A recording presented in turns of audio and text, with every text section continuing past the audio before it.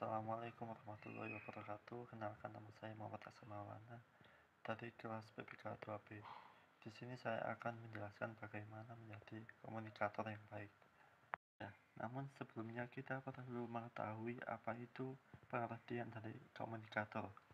Komunikator adalah pihak yang bertindak sebagai pengirim pesan kepada komunikan sehingga dapat terjadinya proses komunikasi.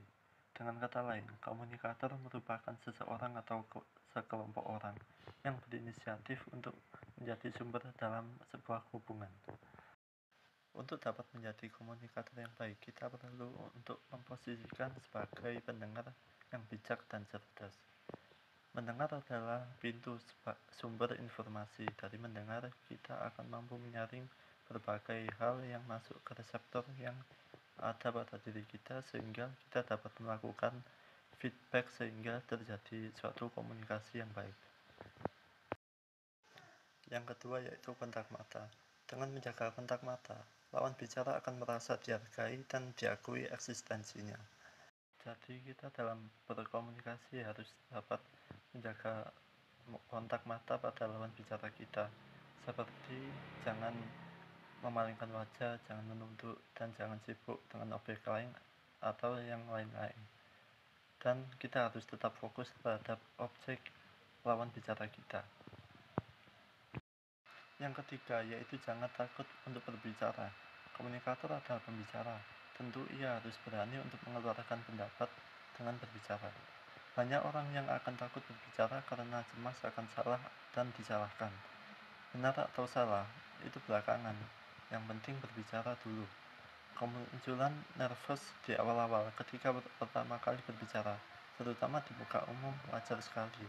Jika terus-menerus dibiasakan, itu akan hilang dengan sendirinya. Yang perlu untuk diketahui, pembicara di tengah suatu komunitas pasti akan mendapat lebih banyak perhatian daripada mereka yang hanya diam saja. Pembicara pun tak jarang mendapat citra sebagai sosok yang lebih berpengetahuan daripada yang lebih sering diam. Itu sudah mindset manusia kebanyakan. Orang yang lebih banyak berbicara pada suatu kumpulan, apalagi ditunjang dengan cara penyampaian yang enak dan penuh antusiasme, pasti akan tampak menonjol dibanding yang lain.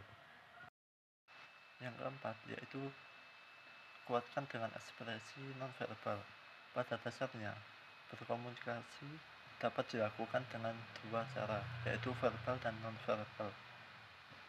Komunikasi verbal merupakan komunikasi yang disampaikan dengan secara lisan atau tulisan, sedangkan nonverbal yaitu dengan pesan yang disampaikan berupa ekspresi wajah, penampilan, kedipan mata, dan yang lain-lain. Nah, agar kita menjadi komunikator yang baik, maka kita harus mengaplikasikannya pesan-pesan nonverbal agar kita dapat menjadi komunikator yang baik.